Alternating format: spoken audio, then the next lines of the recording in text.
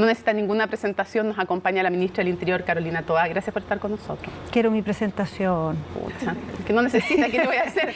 Después, buenas noches, al ya. final hablamos de evaluaciones, que hay tiene harto que decir, en CADEM y otras. Pero en fin, comencemos con, sin duda, la principal preocupación de las ciudadanas y los ciudadanos, la seguridad. Se ha pedido, por ejemplo, desde el presidente de la Cámara de Diputados y de otros sectores, un acuerdo nacional de seguridad. ¿Va a haber un acuerdo nacional de seguridad? ¿Está pensando el gobierno en impulsar eso? El gobierno está pensando una iniciativa. Queremos poner el acento en algo que sirva para avanzar y no solamente algo que suene rimbombante, porque se han hecho varios intentos de estos acuerdos y no han logrado cambiar mucho la situación. Entonces, lo que queremos hacer esta vez es un poco distinto, pero tiene el espíritu de construir. A ver, le hemos hablado de un compromiso transversal en materia de seguridad que se base en un ejercicio que lleva varios meses en desarrollo para que no sea algo cocinado a último minuto, así para poner 3 cosas y firmar, que es un planteamiento que hizo el presidente de la República en Arica, creo que fue en el mes de junio, con el Plan Nacional de Seguridad del Gobierno, e invitó a hacer observaciones a distintos actores. Entonces, esas observaciones se han ido acumulando, nosotros estamos recogiéndolas ahora para transformar lo que era el plan del Gobierno en un plan que recoge observaciones de distintos actores y que de ahí se desprenda un conjunto de iniciativas. O sea, sería una especie de Plan Nacional de Seguridad. Pero lo que vamos a invitar es otra cosa, que va más allá y es mucho más concreta. Porque de este plan se desprende un conjunto de iniciativas legislativas o de política pública o en el ámbito de la inversión. Entonces, lo que vamos a hacer la próxima semana va a ser invitar a los partidos del oficialismo, después a los de la oposición, pedirles que nombren encargados de la Cámara y el Senado, y vamos a trabajar en paralelo con las asociaciones de municipalidades y la Asociación de Gobernadores y Gobernadoras para construir esta agenda legislativa y de política pública en cada uno de los ejes del plan de seguridad. Y en algún momento la idea es a todos esos actores que ha mencionado, sentarlos juntos en una mesa para que se compartan y se pongan en común las ideas. O sea, la idea es que lleguemos a un acuerdo con todos esos actores. Ahora, la metodología la vamos a ir viendo entre todos, porque no se trata de simplemente sentarlos a todos, sino de escucharlos a todos, incorporar las ideas y hacerlas compatibles. Parlamentarios, alcaldes, gobernadores y gobernadoras. También presidentes de partidos políticos. Sí, no pasa que los partidos políticos se van a representar por sus parlamentarios. Perfecto. O sea, nos vamos a juntar con ellos y les vamos a pedir que nombren una persona en la Cámara de Diputados y una senadora o senador que sea, claro, que sean los que trabajen con nosotros, y en paralelo vamos a tener estas consultas con las asociaciones tanto de municipios como de gobernadores o gobernadoras. Es bien relevante este anuncio que está haciendo, ministra, y la pregunta que muchos van a hacer de inmediato es ¿en qué plazo la idea es poder presentarle al país? Estas son las iniciativas que ojalá han consensuado. Sí, nosotros lo que quisiéramos lograr es que esto esté listo antes de fin de año. Antes de fin de año podamos tener definida esta agenda en conjunto. Y que se traduciría en iniciativas legislativas, pero también administrativas. Lo fundamental son iniciativas legislativas, porque ahí es donde tenemos como la obligación de lograr acuerdos, porque como en el Congreso se legisla con votaciones que se requieren votos de los dos lados para avanzar, entonces que tengamos de todos los proyectos que andan dando vuelta, elijamos un grupo que sean nuestras prioridades, que transversalmente vamos a empujar. Y que las prioricen en conjunto. Que las prioricemos en conjunto, que digamos, vamos a partir por aquí, vamos a sacar estos proyectos en primer lugar. Los demás no es que no van a discutirse, pero primero nos vamos a concentrar en esto, y eso puede ir acompañado con otras iniciativas que no son propiamente legales. Por ejemplo, necesitamos definir y tener una bajada muy clara de cuál va a ser el ámbito en el cual los gobernadores y gobernadoras van a tener participación, por ejemplo, en materia de prevención del delito.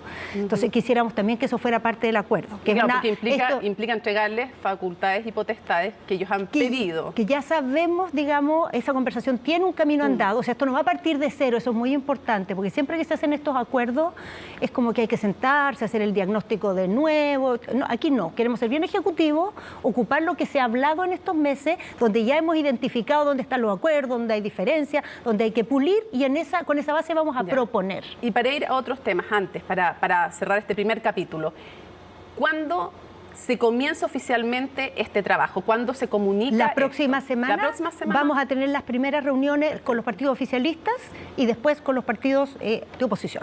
Perfecto. Quiero preguntarle por cosas bien concretas. Por ejemplo, el carabinero en Talagante, mucha gente ha visto el video en que es amenazado con algo que parece un bloque, una piedra, algo grande, y le dispara a una pierna. Un disparo certero a una pierna. tiene el respaldo suyo, ¿es un buen ejemplo de uso proporcional de la fuerza? Hay protocolos para esto, no es que la ministra hace así o hace así. No, digo, obviamente que pensando, ¿cumplió con los protocolos? Eso bueno, es lo que estoy preguntando. Toda vez que se hace uso de un arma hay una evaluación que se hace por los canales que corresponden. Ahora, ¿qué es lo que dicen esos canales y qué es lo que dicen los protocolos? Los policías tienen una serie de herramientas para actuar, ¿no? Desde las más blandas, por ejemplo, cuando pasa un vehículo con un altavoz diciendo desplácese de este lugar, hasta distintos tipos de mecanismos para reducir una persona, como puede ser el bastón o incluso el arma de fuego, ¿no? Hay varios. ¿Y cómo se pueden utilizar? Bueno, depende de muchas cosas, pero este concepto de la proporcionalidad a lo que se refiere es que se ocupe una herramienta suficientemente fuerte para reducir a la persona que está cometiendo alguna ilegalidad, pero que no sea desproporcionada. No quiere decir que me atacan con piedra, yo respondo con piedra. No, es que eso es ridículo, porque esta no es una situación de igual a igual. La ley está hecha y los protocolos para que la fuerza policial tenga la posibilidad de controlar a una persona que está cometiendo un acto ilegítimo. Le pregunto de inmediato, ¿usted estaría de acuerdo, o el gobierno, cuando le pregunto a usted, le estoy preguntando al gobierno, en definitiva, ¿no?, con la idea de este proyecto de algunos parlamentarios de la UDI de eliminar el concepto de proporcionalidad y cambiarlo por razonabilidad? Es que yo creo que es una polémica artificial. ¿No es necesario, le parece? Creo que no es necesario y creo que está fundado en una interpretación errónea o un desconocimiento de qué significa la proporcionalidad. La proporcionalidad no significa que si una persona, tal como decías en el ejemplo, le tira una piedra a un carabinero, el carabinero tiene que responder con una piedra. Lo que quiere decir es que la respuesta no puede ser descuadrada dado el peligro que representa la persona, pero debe ser suficiente para que el policía se pueda imponer. El policía no está al mismo nivel. No, la ley le mandata para usar la fuerza y poder controlar la situación. Claro, y resguardarse él o terceras personas. Entonces, porque a veces la amenaza es a tercera. Polémica innecesaria esa. Otro proyecto, perder los beneficios estatales por 5 años para quienes, otra propuesta de la UDI, para quienes agredan a carabineros en manifestaciones. ¿A favor o en contra? La verdad, no quiero hacer una polémica una por una de las planteamientos que han hecho. Uno de los últimos que han hecho, sí, y quisiéramos saber la postura del gobierno. Pero es que no quisiera, ese es el tipo de debate que es totalmente inútil, realmente. ¿No le parece que sea una medida útil? No, creo que no es ese tipo de pimponeo, de ir tirando distintas medidas así sueltas, porque así no funciona esto. Esto funciona sobre la base de evaluar las situaciones que se quiere resolver, ver la legislación que tenemos, si es suficiente o no es suficiente. No. Por ejemplo, en el caso más globales. Me parece que hay que trabajar con evidencia. O sea, ¿cuál es el problema que tenemos hoy día? Que cuando hay una agresión a un carabinero, lo que suele suceder no es que la pena es insuficiente, sino que cuesta mucho identificar a esa persona. Y el trabajo investigativo de poner a esa persona frente a un tribunal con evidencia tiene fallas. Entonces no sacamos nada con ponernos a discutir la pena A, B o C si no resolvemos el problema que realmente tenemos, que es dar con esa persona y que esa persona enfrente a un tribunal.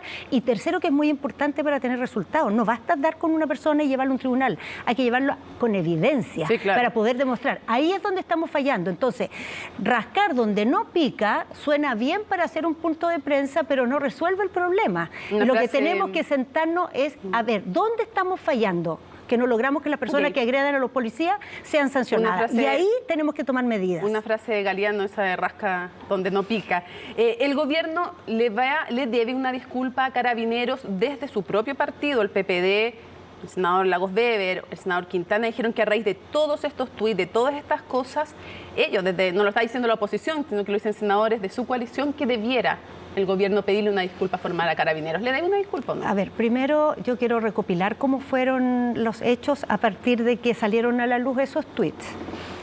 Lo primero que quisiera decir es que apenas salieron esos tuits, hubo vocerías de los ministros aludidos, donde dijeron que claramente ese tipo de lenguaje no lo ocuparían hoy y que fue producto del clima del momento, la manera en que se refirieron.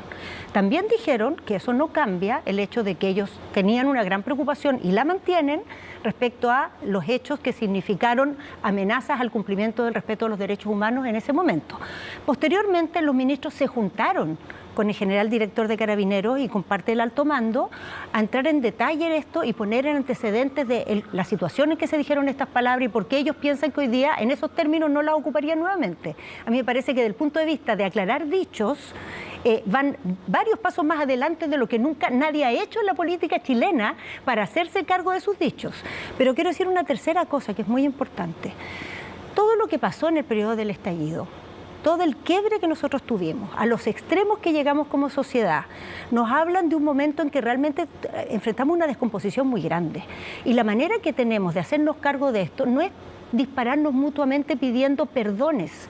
Lo que necesitamos es entender qué nos pasó y resolverlo. ¿Ministra? Y yo siento muchas veces que la manera de jugar en esto es jugar al empate, ¿entiendes? Entonces pasar la cuenta para acá, entonces yo te la paso hacia allá. Y la gente que nos ve en sus casas, lo que quiere es la política dando respuesta a los problemas eso, y no pasándose goles o cuentas entre sí. En ese contexto, ya que usted recordó el 18 de octubre, quiero preguntarle si usted respalda lo que dijo el presidente en el discurso a raíz de ese momento, el 18 de octubre, de que hubo abusos sexuales cometidos por carabineros en el contexto del estallido.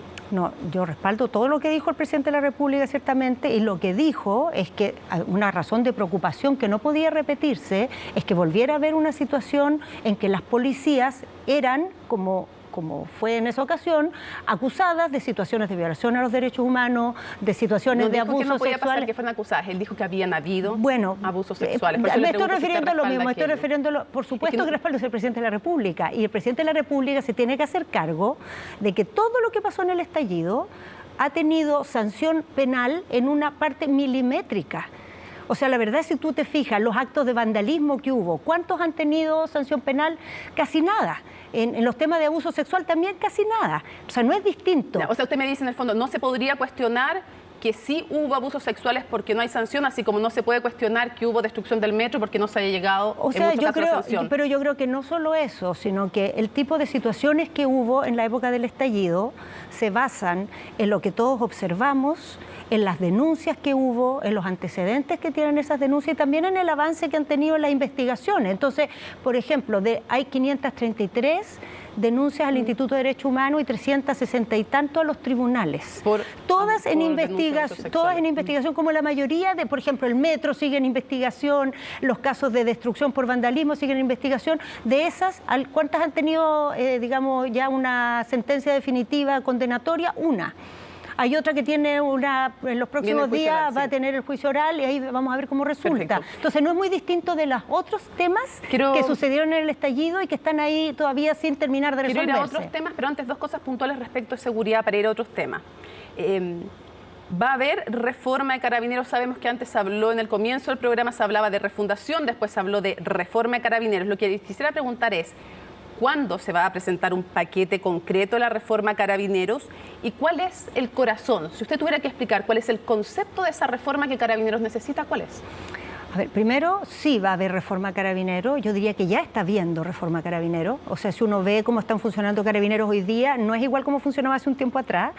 ¿En qué momento? No va a haber un momento, va a haber varios momentos. ¿Y el corazón? Por ejemplo, voy a dar un momento que viene ahora, creo que en noviembre o en diciembre se presenta una actualización de los protocolos de control del orden público, que se ha estado trabajando con Carabineros en los últimos meses y que va a llegar a... Y esto va a tener varias dimensiones. Tiene una parte de formación de Carabineros, tiene una parte que se refiere a la creación del Ministerio de Seguridad, donde vamos a tener una nueva modalidad mucho más efectiva para ejercer el control civil de Carabineros. ¿Mayor control civil? Sí, mayor control civil y mayor robustez del organismo a cargo de esta tarea, mayor a la que tiene el actual Ministerio del Interior y Seguridad Pública que hoy día me toca dirigir. ¿Y cómo se está trabajando esto? A ver, se constituyó, siendo yo ya ministra, la unidad consultiva de la reforma Carabineros, que es un organismo con distintas entidades de la sociedad civil, y la comisión de la reforma se constituyó un mes antes aproximadamente, y esas son las dos instancias que van a tener que, en el fondo, aprobar todos los mecanismos que esta reforma va a incluir. Ministra, la ley antiterrorista, tal como está para usted, ¿es efectiva, es suficiente o no? Y si ustedes plantean que es necesario más reformas de las que se han hecho en el pasado a esa ley para que sea eficiente y efectiva. ¿Es o no es efectiva hoy día? No es nada de efectiva. O sea, por ejemplo, el otro día que se puso la bomba en el edificio de donde está el Grupo Angelini. Y el Ministerio tuvo que analizar el tipo de acción que había que emprender. Se hizo una evaluación de otras ocasiones en que ha habido bombas y que se ha actuado a través del Ministerio del Interior. Y la verdad es que las veces que le ha ido mejor al Ministerio del Interior, en que ha logrado, digamos, condenas, ha sido cuando ocupaba la ley de control de armas. ¿La van a reformar? Además, voy a llegar a ella. No solo ha logrado condenas, sino que en general las penas que logran ser probadas los delitos tienen penas más altas de las que se pueden obtener por la ley antiterrorista. ¿Qué es lo que pensamos nosotros que es la prioridad en este momento? Quizá va a haber en algún minuto que entrar a lo que estás planteando, Mónica, pero hoy día en lo inmediato lo que hay que hacer, que sirve para el terrorismo, pero también sirve para las encerronas, también sirve para el robo de madera, es fortalecer la legislación contra el crimen organizado. Cuando el terrorismo es una modalidad de crimen organizado, pero que tiene características específicas, pero en su modalidad, digamos, criminal, tiene muchos elementos en común con otras bandas que funcionan también con mucha información, con organización, encadenadas con otras bandas, con un poder de fuego distinto del crimen común. Entonces, ese tipo de legislación hoy día está en el Parlamento y ahí vamos a tener herramientas mucho mejores que las de hoy, herramientas intrusivas. Y tal vez en el futuro ir a la ley antiterrorista. Pero mira, tal vez en el futuro, pero quiero decir, en términos de efectividad, eso es lo más efectivo que podemos hacer. Es como en términos modernos se enfrenta a este tipo de temas. Vamos a la política. Usted bien sabe, por si alguien no lo sabe en su casa, el senador de Revolución Democrática, el senador Latorre, dijo que la exconcertación no viniera a decirnos, son sus palabras, cómo gestionar una coalición. Le respondieron, dijo hartas cosas más, le respondieron, hay un momento de tensión, de hecho la ministra vocera de gobierno sale a pedir unidad. Yo quiero preguntarle qué llamado le hace la jefa política del gobierno a las dos coaliciones y cuánto dificulta el trabajo del gobierno estas diferencias que no son menores y que se sigan manifestando. Hago el mismo llamado de la vocera, a la unidad. Y la unidad no significa desconocer que hay diferencias. Ha habido distintos momentos en que distintos voceros se han dicho cosas, ¿no? En esta ocasión fue el senador, en otra oportunidad han sido otras personas. Y yo creo que el problema no es transformar en un drama el hecho de que hay diferencias. El tema es cómo en una coalición que está en el gobierno, que tiene que dar cuenta ante la ciudadanía todos los días de cómo se están enfrentando los temas que inquietan a la población, cómo se resuelven esas diferencias, cuál es la manera. Y hoy día lo estuvimos hablando en el comité político ampliado con los distintos partidos ahí sentados. Y lo que llegamos a la conclusión es que, por ejemplo, en el cónclave que vamos a tener el día 7, sería un momento ideal de adoptar y realmente todos comprometerse en una modalidad para tratar este tipo de diferencias que no signifique mostrar hacia el exterior y generar espacio para estas polémicas que no nos ayudan mucho. Y yo creo que en eso hay como bastante comprensión de todo, porque distintos sectores en distintos momentos han dicho cosas que después dicen, quizá, entonces en lugar de hacer de esto un nuevo elemento para abrir una polémica, yo más bien lo que vi, Mónica, es que la mayoría de los actores que fueron entrevistados prefirieron no insistir en la polémica y decir, bueno, busquemos otra manera, no quiero profundizar en una diferencia. Pero hace el mismo llamado. Hago el mismo llamado, en esto totalmente respaldo a la vocera Camila Vallejo. Vamos al tema constitucional. Yo quiero preguntarle, una breve pregunta para ir a otro, porque tenemos tanto. ¿El plebiscito constitucional es solo el rechazo del texto propuesto o es también, como plantea la oposición, un rechazo a buena parte del programa del gobierno que se identificaba bastante con el espíritu de esta propuesta de nueva constitución? ¿Cuánto tendría entonces, o qué le responde a la oposición que les dice que tendrían que cambiar y modificar el rumbo del programa del gobierno?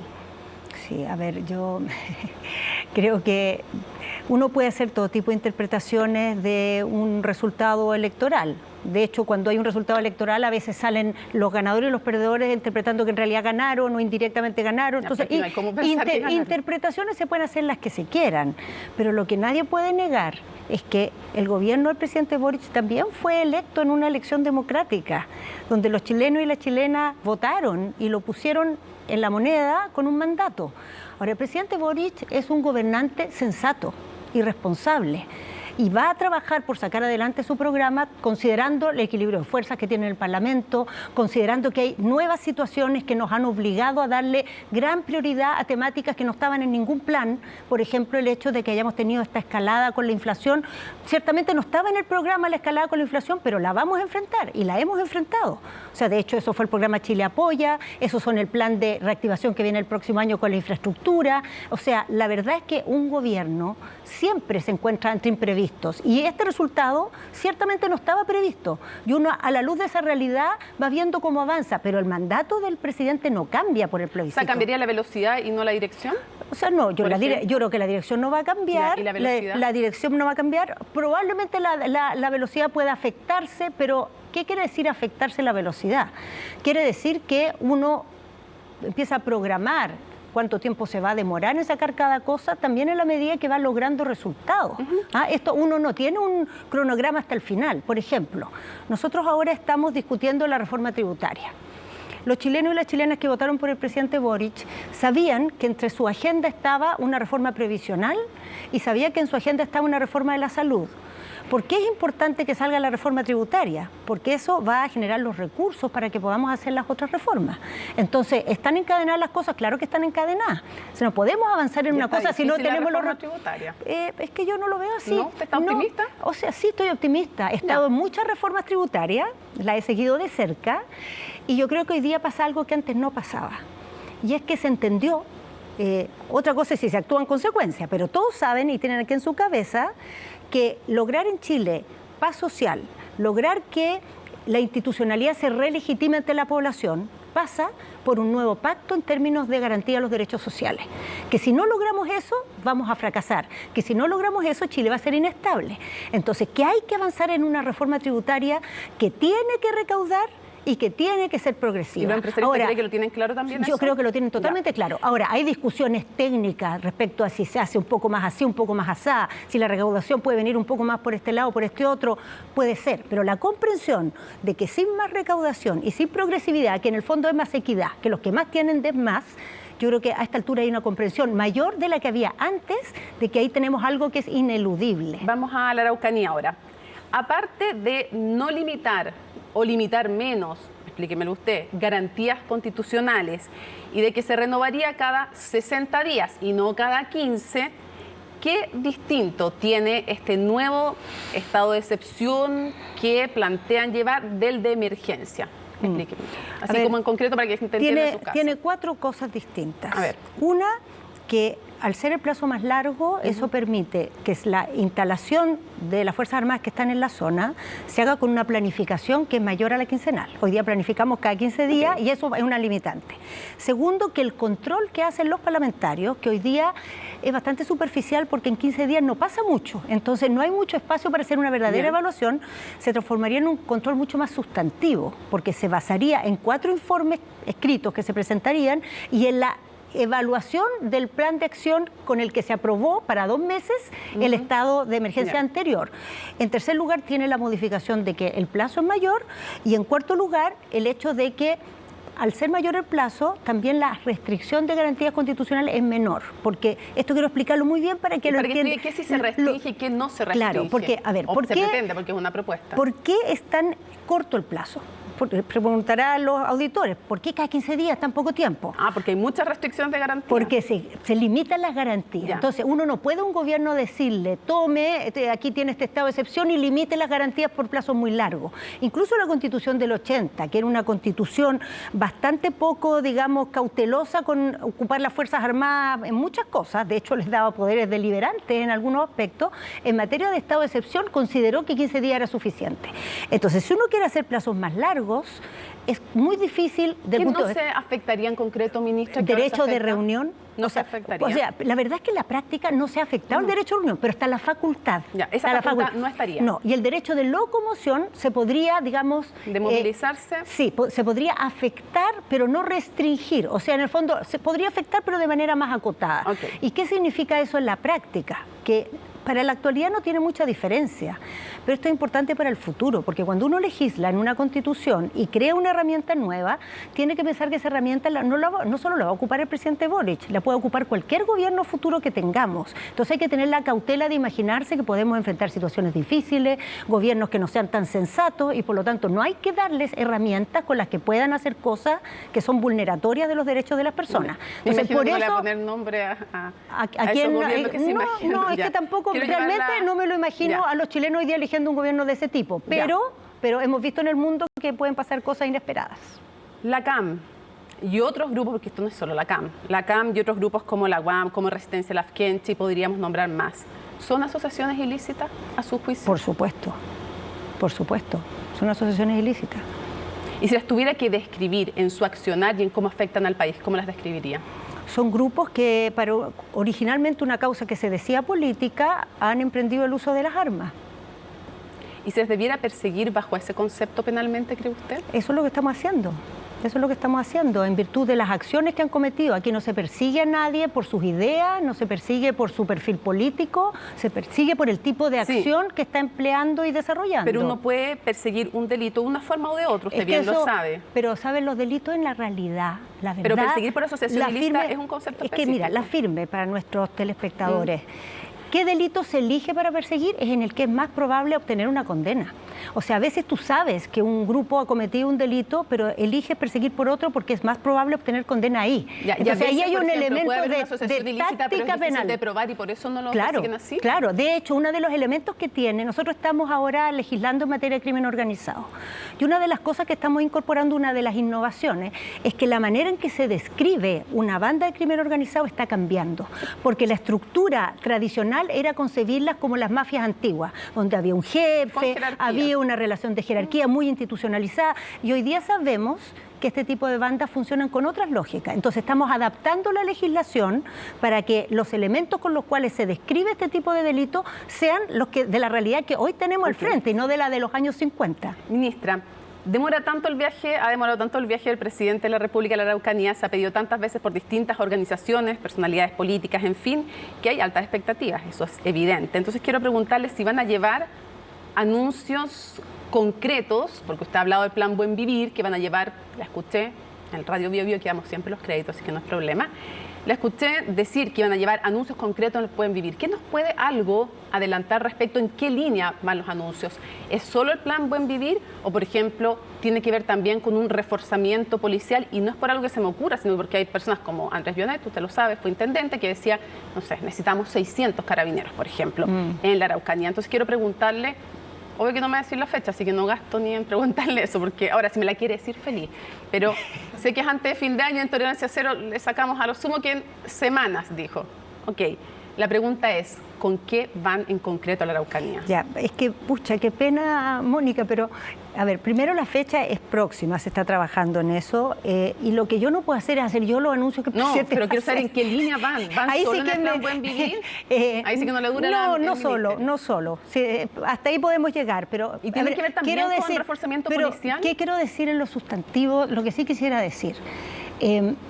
Nosotros hemos estado actuando para enfrentar una contingencia a través del estado de emergencia y se ha hecho una serie de de innovaciones ahí en términos de aportes extraordinarios a las fuerzas que están presentes, de coordinaciones, por ejemplo, en virtud de esas coordinaciones que se lograron las detenciones del otro día, ¿no? Que es como uno de los golpes más grandes que se ha dado en términos de desarmar las bandas que están en el robo de madera. Ahí no solo se detuvieron, sino que se logró prisión preventiva para 11 personas, detención domiciliaria para la 12ª, se incautaron, creo que son 12 camiones, 3 camionetas, y es una banda donde había desde los empresarios que están organizando este negocio hasta los operarios que hacen la actividad. Entonces, esas son medidas de emergencia, pero la solución del tema de la Araucanía no la vamos a lograr a punta de estado de emergencia.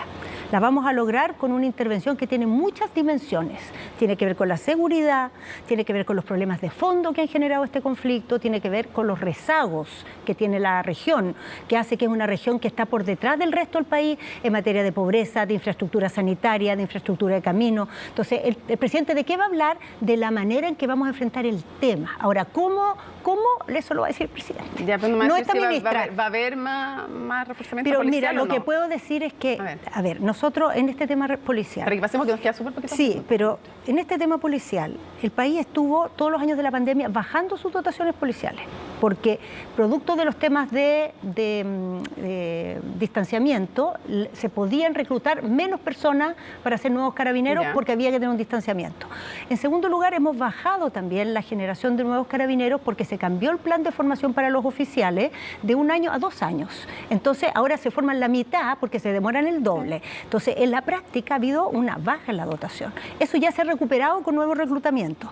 Pero como eso se demora, uno no fabrica 600 carabineros, tendría que sacarlos de otro lado, ¿verdad? Entonces, como hoy día la contingencia de seguridad está en todo el país, lo que tenemos hoy día son instrumentos para potenciar la presencia de carabineros. Entonces, ¿qué significa eso? Carabineros con más vehículos, carabineros con más drones, carabineros con más protecciones, carabineros con más información y tecnología. Por ahí podemos potenciar, porque no podemos inventar carabineros. Sería, ¿cómo le explico yo a la gente que vamos a llevar más carabineros? ¿De dónde los sacamos? Vamos al norte, como usted mencionaba, que hay problemas en todo el país de seguridad y de otros también. Migración. ¿Tienen todavía descartado decretar un estado de excepción constitucional de emergencia en el norte frente al tema migratorio que se le ha pedido? Le han pedido parlamentarios, por ejemplo, el Partido de la Gente, entre otros, le han pedido y han condicionado a veces su votación al estado de excepción constitucional de emergencia en el sur a que decreten en el norte. ¿Lo siguen teniendo descartado? Mira, la verdad no es que nosotros nunca lo hemos descartado. Siempre hemos dicho que vamos a ocupar las herramientas que tenemos de acuerdo al análisis que vayamos haciendo. Entonces, así como la idea de nunca jamás, no. Pero por ahora no están los planes. Pero lo que se ha enfatizado allá es entender, a ver, cuál es la problemática que tenemos y cómo resolverla. Una primera problemática que tenemos en el norte dice relación con que mucho de lo que ha llegado como bandas que han ingresado al país ilegalmente se desparrama, digamos, por el conjunto del país, pero entra por el norte. Entonces, en su pasada por el norte se generan muchos estragos, porque el norte es un lugar donde la población no es mucha. Al final son bandas que vienen para operar en el país, pero entran por lugares donde afectan mucho a las personas que ahí viven. Entonces, necesitamos hacer un plan de contingencia para enfrentar eso.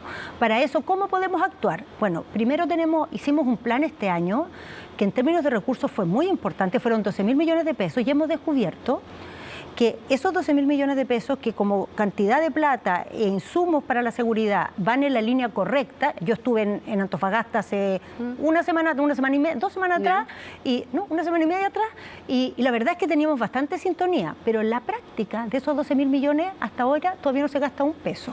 Porque la forma que tenemos de ejecutar las compras en temas de seguridad es tan engorrosa que en el fondo las soluciones llegan cuando los problemas han avanzado mucho. Entonces vamos a buscar una manera de que las compras en este tipo de situaciones tengan un trámite distinto. Ya hay una velocidad de ejecución de esas compras que se haga cargo de los problemas con prontitud y en tiempos razonables. Vamos a ir cerrando, pero antes, hay un proyecto de ley, leyendo las iniciativas que tienen que ver con migración de los senadores Evans Pérguez, Juan Antonio Coloma, Durana, Sandoval, Sangüesa, para no dejar fuera ninguno de los autores, que dicen que estamos hablando de migración regular, pero que frente al colapso que se produce en algunos servicios sociales, que si hay un chileno y un extranjero en un servicio colapsado, se establezca por ley que el chileno tiene prioridad sobre el extranjero. ¿Usted estaría de acuerdo con algo así? A ver, que de nuevo soluciones que no ponen la solución donde está el problema. Porque ¿cuál es el problema hoy día? Y que ese problema se va a resolver con la implementación de la ley de migración. Que cuando hay una persona que no tiene documentos, si se atiende en un consultorio, o su hijo o hija se atiende en un colegio, esos servicios no siempre reciben el financiamiento que corresponde al ministerio, por una serie de trámites y de problemas que hay. Ahora eso lo vamos a resolver, porque la nueva ley de migración va a establecer para toda persona que está en el país un tipo de documentación que va a permitir inmediatamente generar eso para que no pase nunca más, que alguien deja de recibir una prestación porque hay alguien que la está recibiendo de forma, a pesar de estar irregular. ¿Igualdad de oportunidades para migrantes regulares y chilenos, sí o no? No, es que no es igualdad y no puede ser igualdad. Por ejemplo, para postular a programas de vivienda no basta con tener una necesidad, hay que tener una residencia definitiva. Sí, pero por eso le digo, con residencia definitiva, un extranjero y un chileno, ¿igualdad de oportunidades? O como dicen estos senadores de la UDI, primero el chileno. Sí, es que no sé a qué se refieren. Eso significa que nadie que no sea chileno puede recibir una vivienda hasta que se termine todo el déficit habitacional. No creo que quieran decir eso. No creo que sea su intención. Cierro con 2 preguntas. Ahora, si su intención es decir que cuando se establece, por ejemplo, una evaluación de la vulnerabilidad de un niño para un jardín infantil, no puede bastar el hecho de ser migrante irregular para considerar más vulnerable un niño, yo en eso estaría de acuerdo. Okay. Hay que evaluar la condición del niño, o sea, el niño en qué estado está, quién lo cuida, qué posibilidades hay de que alguien lo atienda en la casa si su madre está trabajando y que en eso no hay una ventaja por ser migrante, ciertamente. Se nos acabó el tiempo, en esto estaríamos de acuerdo. 2 preguntas lo más breve posible. Lo primero, en el debate presidencial que se hizo aquí en CNN Chile, el ahora presidente Gabriel Boric cuando hablaba de migración, de la posibilidad de instalar, conversar con otros países de la región para tener cuotas. Porque hemos escuchado a veces que dice, sí, se van a seguir recibiendo extranjeros que puedan entrar. Y otros dicen, una opción es cuotas. ¿Se ha trabajado? ¿Hay algo que se haya avanzado en el tema de conversar con otros países cuotas de migraciones? A ver, yo voy a ir a Buenos Aires en 2 semanas más exactamente, a una reunión latinoamericana de ministros a cargo de los temas de seguridad, y uno de los temas que llevamos en carpeta es este. Ahora, hay que decir que esto no es un invento del presidente Boric. Esto es lo que se hizo en Europa, por ejemplo, cuando fueron, claro, se conversó, y la verdad es que eso lo que significa es generar un principio de corresponsabilidad, ¿no? Y también, ahí lo va a plantear. Ahí lo voy a plantear, y hay que decir que también el momento óptimo para haberlo hecho fue en el gobierno anterior, porque ese fue el momento más intenso. Hoy día no es que no tengamos migración irregular, tenemos, pero la ola de hoy es mucho más baja que la que hubo en ese momento. Lamentablemente en ese periodo el tema como de la conversación a nivel latinoamericana no estaba en su mejor momento y no se ocupó, digamos, esta posibilidad. Hoy día yo creo que tenemos que intentarlo. Cierro con lo último. Usted vio la encuesta académica, me va a decir que no, evidente, está en un ministerio complicado usted, como el Ministerio del Interior, que suele enterrar liderazgo. Además, lo hemos visto a lo largo de la historia. ¿Para qué le voy a contar todos los casos para atrás de ministros del Interior? Y ministra también, que hubo otra. Sin embargo, CADEM nos dice que usted en este momento, bueno, que el subsecretario Monsalve también está muy bien evaluado, pero le quiero preguntar de usted, y que usted tiene el doble de evaluación positiva incluso que el presidente. Quiero preguntarle, ¿usted evalúa que corre el riesgo de convertirse en presidenciable? No, no lo evalúo, porque la verdad es que entré a este cargo sabiendo todos los riesgos que tiene y estoy dispuesta y preparada anímicamente para que en algún momento esto se va a poner complicado, para que pueda haber muchas polémicas, y lo que me he propuesto, dado que asumo un cargo, como tú acabas de decir, Mónica, que es complejo, es que lo que va al final a ser importante para los chilenos y las chilenas y el gobierno del presidente Boric es que hagamos un trabajo serio y consistente, aunque eso signifique en algunos momentos no ser los más simpáticos, aunque eso signifique en algún momento apostar a las soluciones de fondo y no simplemente sacarse la buena foto, porque eso es lo que se necesita en los temas de seguridad y de gestión política. Llevamos demasiado tiempo transformando estos temas en la pelota con que se juega el partido, se mete el gol, y lamentablemente esto no se trata de meter goles. Se trata de una carrera larga donde hay que ponernos serios finalmente, preparar a las instituciones, darle las herramientas. Y yo como ministra voy a trabajar en eso. Si la encuesta va bien, voy a trabajar en eso. Si la encuesta va mal, voy a trabajar en eso igual. Lo que le hacen difícil el trabajo son, bueno, aparte obviamente de los delincuentes me imagino, pero a nivel político. Usted habló del complejo de parte de la izquierda. El apruebo dignidad. El convivir con ellos, ¿le hace a veces en temas de seguridad complicado el trabajo? Yo no he sentido en ningún momento en estas semanas que llevo en este cargo que las cosas que queremos empujar encuentren un obstáculo en un sector político en particular. Yo creo que más bien donde está el obstáculo es una dinámica que se hace entre los sectores políticos. No es que uno se oponga o cierre por sí mismo, sino que a veces empieza una competencia, empieza una pelea en que se encierra el mundo político en su propia pelea y deja de pelear por la seguridad de la gente, pasa a pelear por ganarle al otro. Yo creo que eso en seguridad ya la gente no lo tolera. No tolera que ocupemos esto simplemente para desempatar entre nosotros. Y al menos mi esfuerzo va a ser para poner eso siempre por delante, aunque sea muchas veces tener que tragar y suspirar, creo que eso es lo que se necesita. Así que vamos suspirando. Parece que ha suspirado harto. No tanto ministra, todavía. Estoy preparada para suspirar mucho más. Ministra Carolina Toa, muchísimas gracias por acompañarnos en CNN Prime. Gracias, Mónica.